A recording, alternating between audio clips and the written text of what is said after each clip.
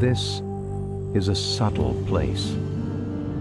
There are no mountains, no canyons, no glaciers or gorges or geysers. It is the Florida Everglades, a land of beauty and diversity, Florida's original Magic Kingdom. There are no other Everglades in the world. They have always been one of the unique regions of the earth, wrote Marjorie Stoneman Douglas, first champion of the Florida Everglades.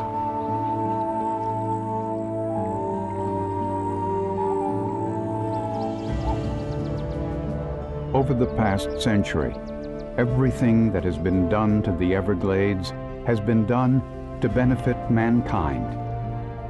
Now we have realized that perhaps we have gone too far.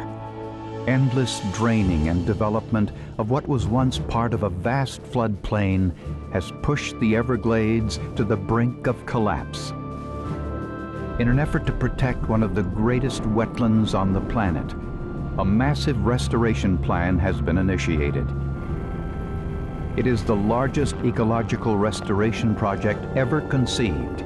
It is scheduled to take 40 years and may cost more than $10 billion. The stakes could not be higher.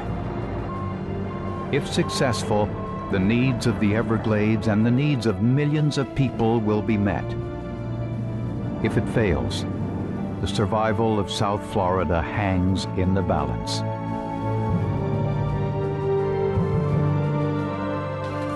Join a team of scientists and explorers as they plunge into the heart of the Everglades to learn about what's happened to this once great place and what's being done to restore and protect it.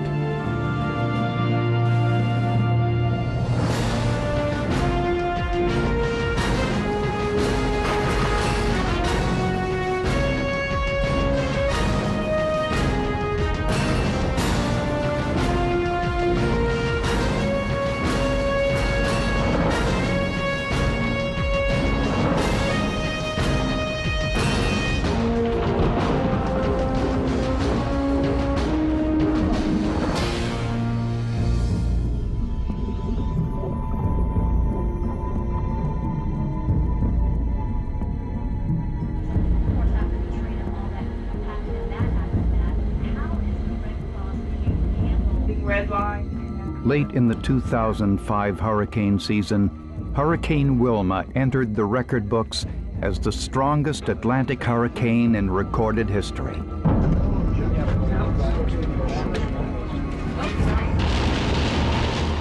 As residents and tourists began mandatory evacuation, a special ops team locks down in South Florida's Water Control and Command Center. Their job: to keep vast areas of heavily populated urban land from disappearing underwater.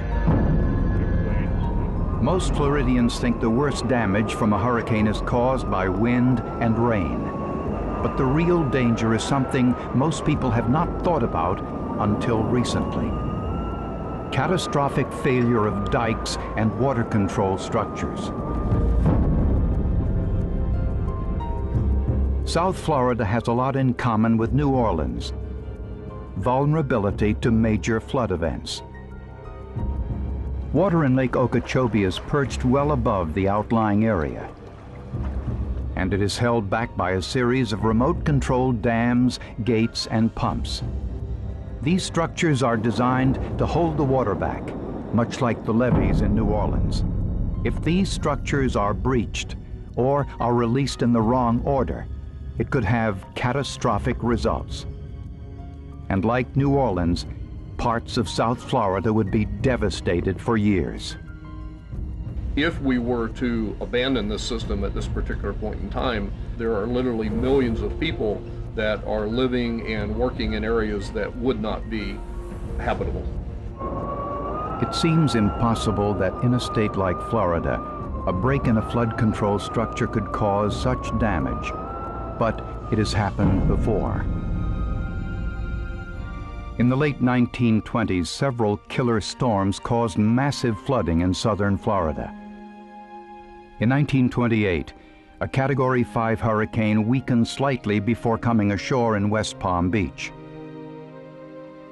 6,000 people lived on the shores of Lake Okeechobee, and by the next day, nearly half would be dead. The unnamed storm hit the lake with a fury. A 5-foot earthen dike was breached and literally ripped apart. The water release tore through the area with the force of a tsunami. As many as 3,000 people died in one day. There was a shortage of caskets, and by the 5th day, survivors of the storm were forced to burn the dead.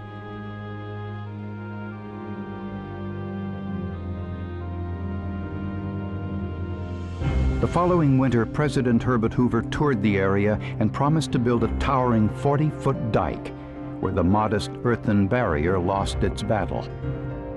The first major flood control effort in South Florida. It stands almost 40 feet high and runs for almost 80 miles. Florida legislators declared a war on water. They wanted it harnessed, tamed, and contained. Water is a common enemy. It is hereby declared under Florida Law, Chapter 21, that in said district, surface waters, which shall include rainfall and the overflow of rivers and streams, are a common enemy of the state.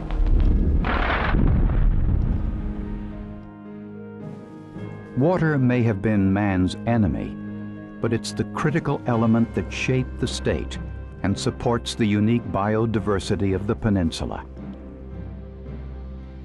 The Everglades was born well after the last ice age, when sea levels had stabilized roughly 5,000 years ago. As mangrove coastlines, hardwood forests, and cypress swamps began to develop in Florida, an enormous sheet of gin-clear water covered the lower half of the state, slowly running south to nourish the estuaries that supported a dynamic ocean wonderland. Up to the beginning of the last century, the natural watercourse thrived. But as industrialized settlers poured into Florida, they transformed the environment. The desire for farmland, timber, and land for development fueled a non-stop succession of drainage canals, exposing millions of acres of previously flooded land for development. Killer hurricanes spawned further outcry for protection from floods, and the